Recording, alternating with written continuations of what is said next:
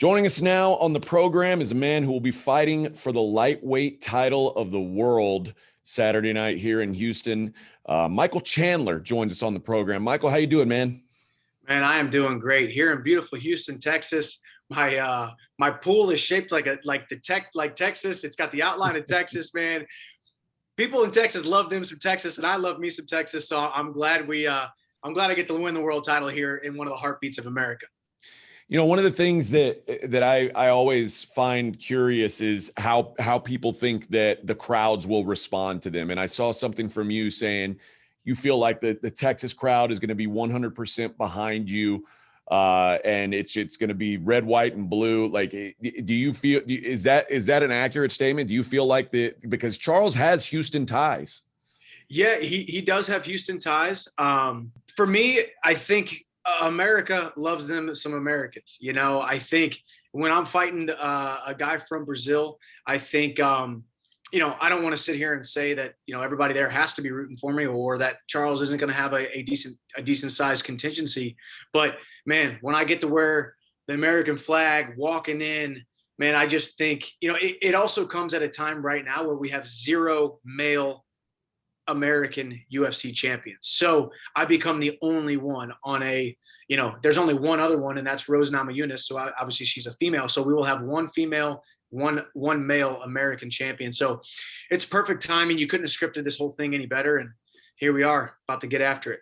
Did you expect when you left Bellator, did you expect to be fighting for a title so quickly? And obviously, how much did Khabib retiring affect your timeline? I mean, I think it had everything to do with it, to be honest with you. I think what you see are just the manifestation of the circumstances at hand. I mean, I come into the organization, Khabib retires the first fight. You got Conor and Poirier, who are tied up with the trilogy. Poirier is the number one guy on the rankings, but he's tied up with the trilogy. He got offered the title fight, but he obviously took the Conor fight. So that leaves me and Charles.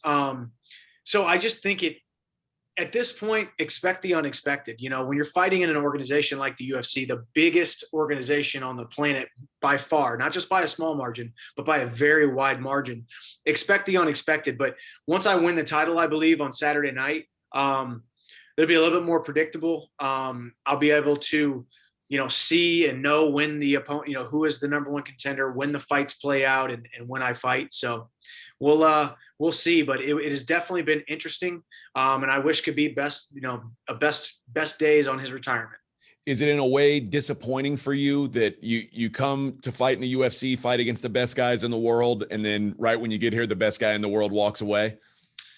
I don't think so. I mean, I think that ship has sailed for me as far as, wishing and hoping and wanting him to come back. This happens in sport. It happens in sport all the time. Every single team changes every single year. Management, ownership, starting players, starting roster.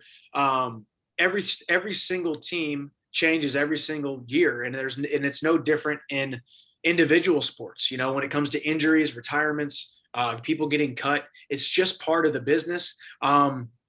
I believe I'm going to be a very dominant guy here in the UFC. I believe I win the world title and I defend that title numerous times. And if there ever was a guy that he seemingly would maybe come back for, I might be it, given my skill set and then given the run that I believe I'm going to have. But it remains to be seen, and I by no means am losing any sleep over it. The beautiful thing is I joined the UFC lightweight roster at a time where there is no shortage of phenomenal fights out there. When you talk about me and Charles Oliveira this weekend, and then I'm going to get the winner of Poirier and Conor, and then probably the loser of Poirier and Conor within the next two fights. You got Gaethje, you got Ferguson and Dariush.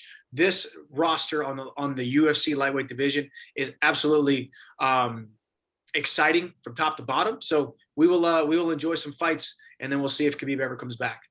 You mentioned all the great lightweights, and it seems until recently, Charles Oliveira didn't get mentioned amongst those elite guys. And he had put off this great win streak, but he'd had troubles at 45, had trouble making weight.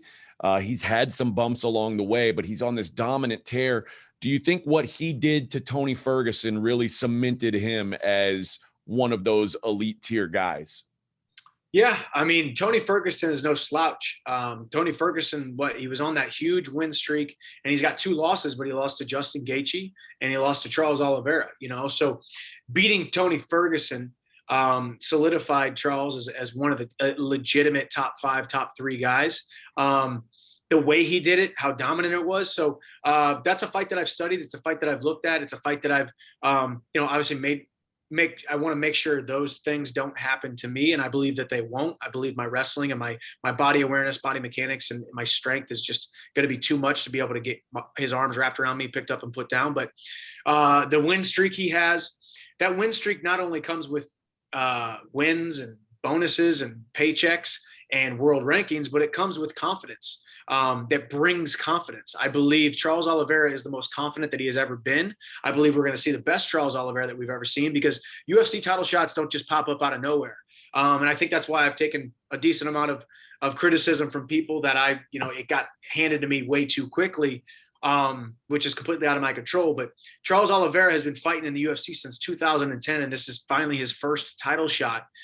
So I believe he trained with every ounce of his being to be able to show up on fight night and try to win that title. So I'm prepared for all aspects of what Charles Oliveira may bring to that octagon, and I believe I'm going to remain victorious. You mentioned that you watched the Ferguson film. I don't know how far back with film study you go when you fight, but Charles, back in 2010, his striking was nearly a 0. What have you seen develop in his game over that 11 years in the UFC? Yeah, I mean, that's one of the things that I respect most about him. I mean, when you get into the UFC that young and you're very one-dimensional, and he would probably tell you that back in 2010 too. We all knew, call a spade, but he's worked extremely hard on his striking. Obviously, man, he's long. He uses his range. He uses his power. He's got that long jab that can keep you at bay, that long jab that can stick you and change your rhythm and change the distance that you're trying to continue to impose on him. So for me, I just need to close that distance fast, stay inside, stay in his face immediately from the first exchange, make him feel my presence, my power, and the pressure that I'm going to put on him. So he's gotten a ton better there. So obviously we need to watch out for all of his plethora of attacks that he has with his hands, his knees, and his elbows and his kicks. But a fight is a fight. I've seen it all. I have a lower wrestling stance, so I know most likely what he's going to be throwing. And so have 27 other guys before in the past. So I'm prepared and I'm ready to go. When you talk about your wrestling background and wrestling's a big part of your game, when you fight a guy that holds the UFC record for most submission wins, does that change the way you approach with your wrestling game? Does it make you want to stand up and fight more, or do you just say, I'm going to play my game and I'm confident my game's better than his? No, it's a good question, because, conventional wisdom would say he's got the most submission wins in UFC history. You should probably just stay away from all the grappling exchanges, all this jiu-jitsu, all the wrestling, all the cage control. But truthfully, I think my style is not just offensive wrestling, but it's anti-jiu-jitsu wrestling as well. There is no secret. I'm never going to want to be on my back, be on the bottom, throwing up triangles and doing crazy jiu-jitsu submissions. I don't train those. I'm always coming forward, trying to pick you up, put you down, and be on top. And I focus on pressure, control, and damage, which usually leads to any of the submissions that I've gotten. So I think the first round, while we're still dry, he's a third-degree black belt.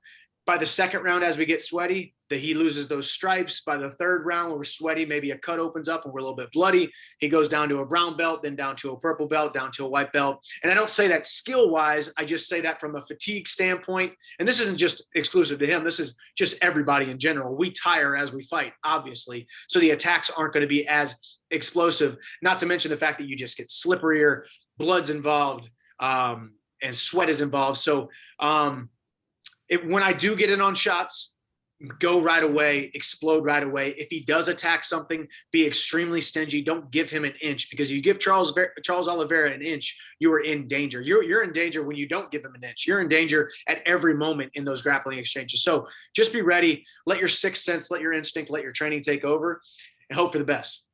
One of the things I was curious about when you left Bellator was Obviously you had, you know, the Pitbull fight didn't go your way.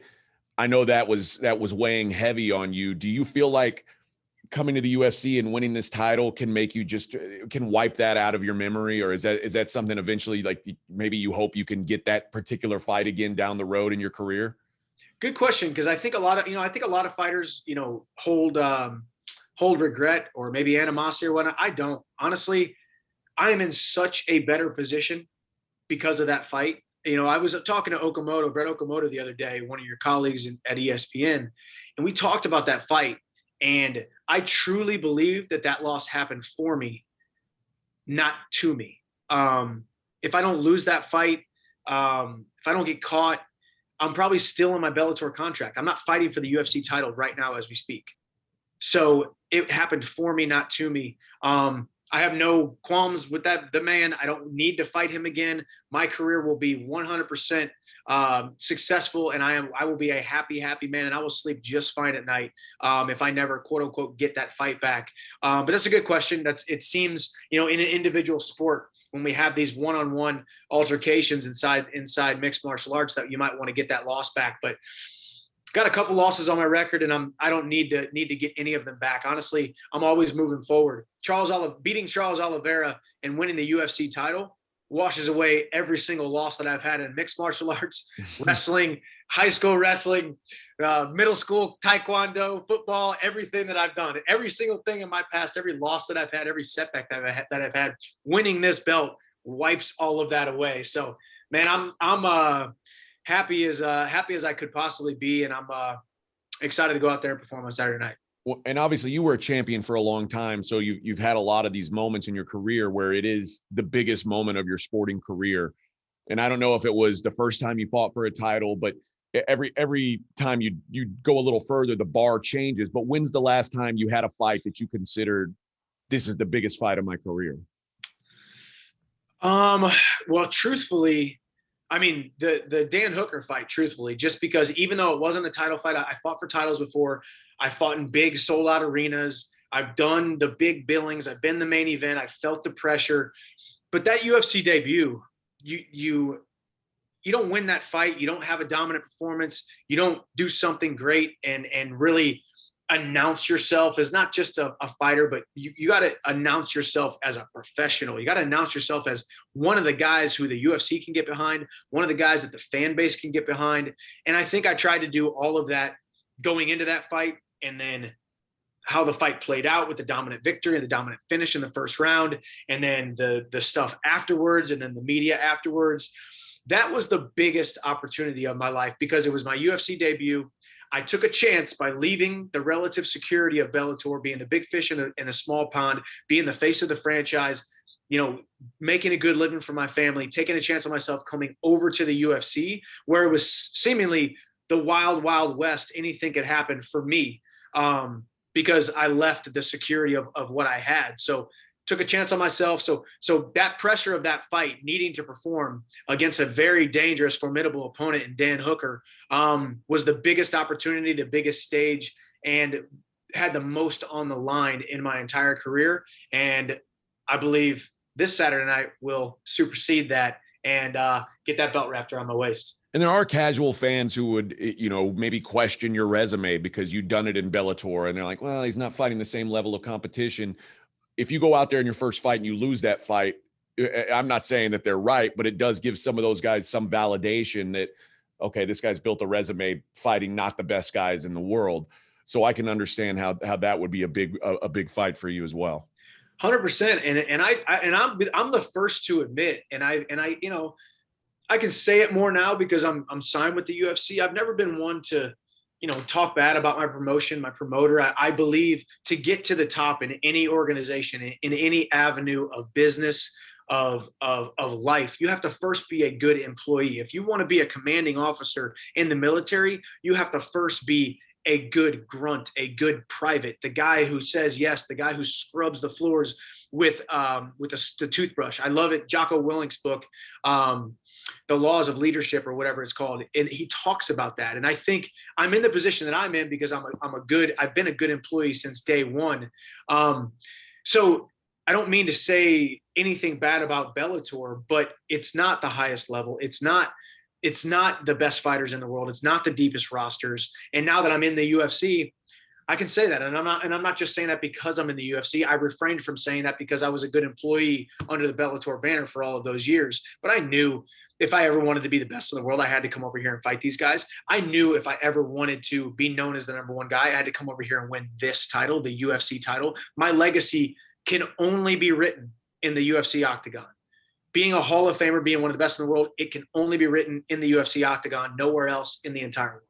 Seems like you're in a really good headspace going into this fight. Is there a balance between being confident and being too confident going up against a guy who has such, a dangerous skill set? Do you have to find a balance between confidence and overconfidence? I believe that is the most subjective question that you could ask. I think it's so individual. For me personally, I struggle with self-image, self-concept, self-esteem, confidence. I struggled with all these things for a very long time. I self-sabotaged myself so many times as a wrestler, so many times, a couple different times as a fighter. And I've gotten to the point in my life where my confidence is directly tied to me building more and more confidence and having the confidence to speak these things to it in existence. And trust me, it's not gonna resonate well with some people. People aren't gonna like it. People are gonna say I'm too arrogant, too cocky, but I try to just be led by, my words are what I'm being led by in my heart. And I just speak out of the abundance of the heart. And I believe these things about myself. I believe I was a small guy from a small town who was taught to do small things. I fell short many, many times, but because I continued to try to build myself up and believe in myself, you are what you are and where you are because of what goes in between these ears. And I wasn't building that up enough. And I've spent the last decade focusing on becoming more mentally strong, mentally tough, and just having a great self-esteem. And if you don't believe in yourself, who is going to? I believe my self-concept is the single most important thing that I can turn into something and cultivate success. So I don't call it cockiness. I don't even really call it confidence. At this point, I just call it my calling. I have a calling on my life that I tried to push away for a very long time because it didn't feel natural to me. I didn't feel like I was able to, or I was willing, or I was deserving of success. And now I stand before you today here in beautiful Houston, Texas, just 2 days away from stepping into a UFC title fight, becoming the number one fighter in the world in the lightweight division. And it's only because I finally started to believe in myself. So I'm just being led, just enjoying this ride. If people don't like it, it's okay. But I believe a lot of people are seeing my confidence, seeing my journey, and seeing my message, and hopefully believing in themselves a little bit more. So the card loses Diaz, which was a big draw. What's the for you now, outside of your own fight, what fight are you looking most forward to seeing on Saturday night? Outside of my own fight, Shane Burgos versus Edson Barboza. I think it's a tale of two phenomenal, tenacious strikers. Truthfully, and I've gone on record with this, Shane Burgos is my favorite guy on the roster. I love watching him fight. He's like me. He's not undefeated. He's like a young me, kind of reckless, kind of too much at times, takes too much damage. I've had a couple conversations with him about preserving the brain, preserving the hand, keeping your hands up. I'm going to try to get him down to South Florida and come train with me after this fight, just because win, lose, or draw, I'm just a fan of the man. Edson Barboza, I've trained with in the past too at Frankie Edgar's camp. The guy is just as fast, just as powerful in real life as you see on TV when you're watching on TV and on these pay-per-views. So that's the fight I'm looking most forward to. But even with Diaz and Edwards falling off this card, it's a phenomenal card top to bottom. I'm excited to be the headliner. I'm excited to be the anchor. I'm excited to be the main event. And I think we're all going to go out there and put on a great show in front of the Houston crowd. You heard it. UFC 262 main event, Michael Chandler, Charles Oliveira, Saturday night here in Houston. You can, of course, find it on pay-per-view through ESPN Plus. Michael, appreciate the time, man, and best of luck on Saturday.